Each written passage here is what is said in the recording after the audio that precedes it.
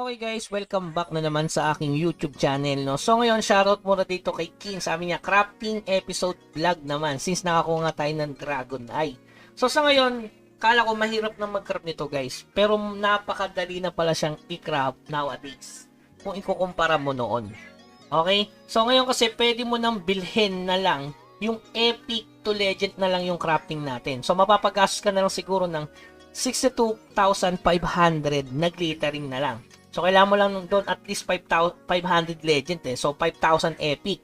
So, kung titingnan natin yung presyo ng epic mats dito, ano ba yung kailangan nating mats? So, silipin natin guys ha. So, ano natin, kwentahin natin kung ilan yung magagas natin kapag bibili na lang tayo ng epic material. Para hindi na tayo gumastos ng 125,000 na glittering para sa rare to epic. Medyo malayo yung journey nun kung i-compare mo lang sa 62,500 sa epic to legend. So tingnan natin to. Ito, illuminating fragment. So 1.9, so 2,000 gold lang kailangan mo dito. Tapos sa animal stone ganun din. 2,000 gold o 1.9 eh. So kailangan mo na ng 1,000 niyan. So bali 4,000 gold na para dun sa 100. Tig 100 na legendary, no? So ngayon kailangan natin platinum 1.6. Ito medyo pricey, no? Kung 1 gold lang to, pwede sana. Dahil 1.6 yan, times natin sa 3,000. Kailangan yan. So, 4,800. So, kailangan mo ng 8,800 na gold para makumpleto natin yung 5,000 na epic. So, ang problema, yun nga, 8.8 gold. So, total, mapapagastos ka dito siguro ng 10,000 gold. So, paano natin kukunin yung Kuya Bugs? Meron naman kayong alt guys eh. Sample, may alt ako dito. So, sample, ito. Isang alt lang to guys ha. Kung makita nyo dito, meron na tong gold. So, sisa lang yun na yung technique na sinasabi natin. So, ito katulad kahapon, nag-try akong magpa-golding. So, kahapon lang yan guys, 27 pa pala, matagal na.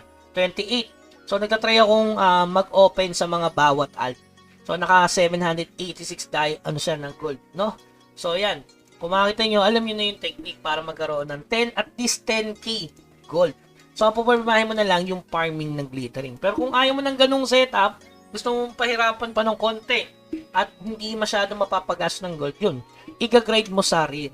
Pwede naman yun guys, kaso ang problema lang, yung glittering. Sa bagay, marami na kasing source ng glittering. Ito nga, meron akong almost 22,000.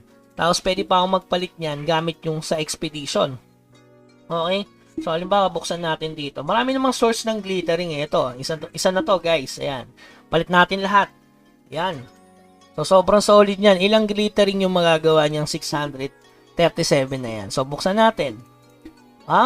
So, 9,000 glittering na guys.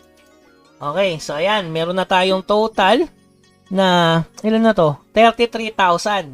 So, 30k na lang. Halimbawa, sample, bibiling ko na lang yung mga epic na platinum. Kaso meron na akong stock dito eh.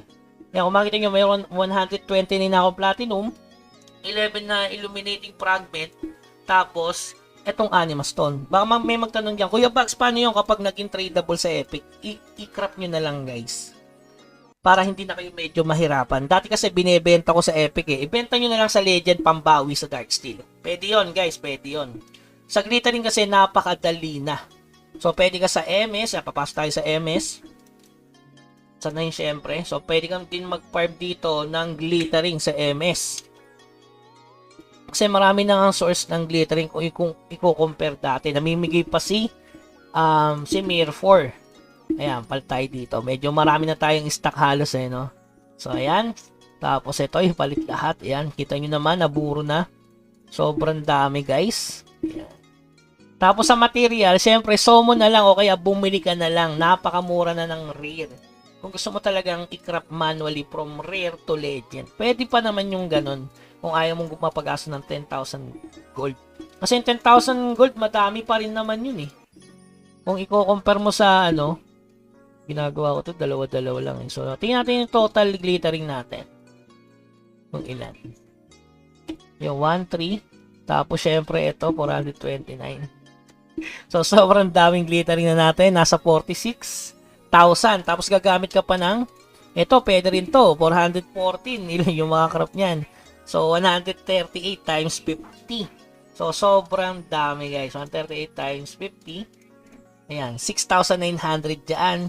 Tapos, sa shop, ayan, meron din tayo dito, glittering, 44. So, 44 times 100 is 4,400. Bali, 10K pa.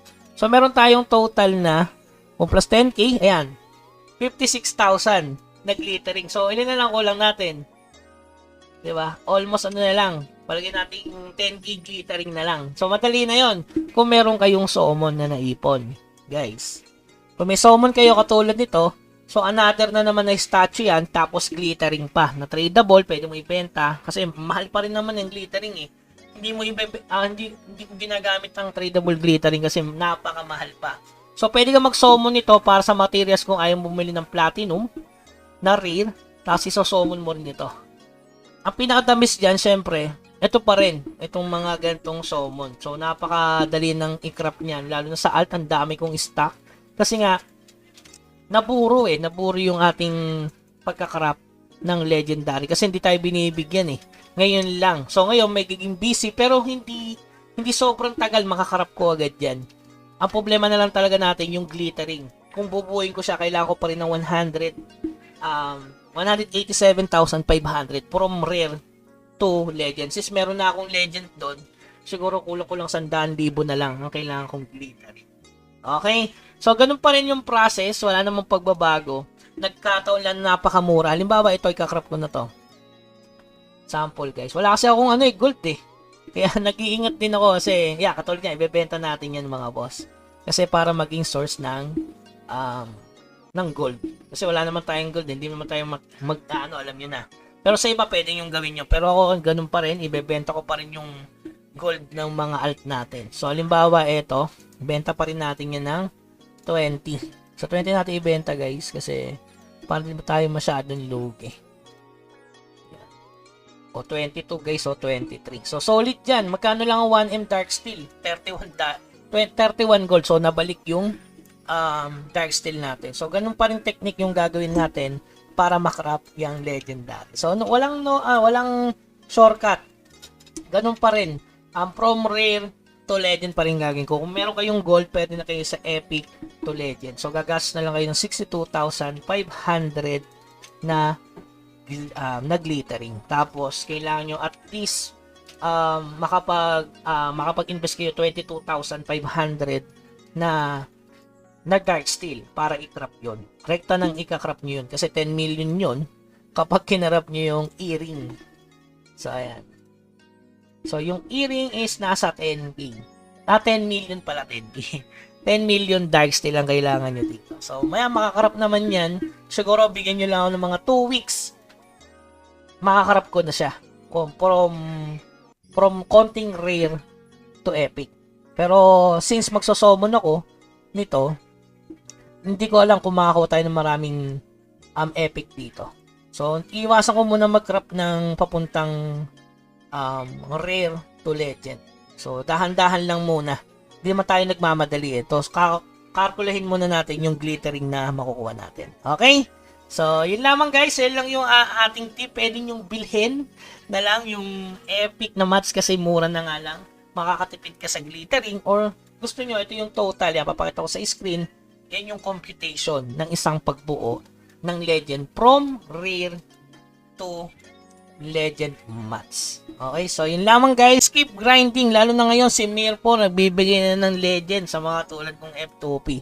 Yan, medyo busy tayo. Makakrap na natin yung ating pang-apat na legendary equipment. So ikakrap natin yan kasi nga kahit papano malakas ang bigay na physical depth at spell depth. Tapos mayroon yan Debbie. So mahalaga naman din yan. Tapos ngayon nakapag plus 8 pa ako nito.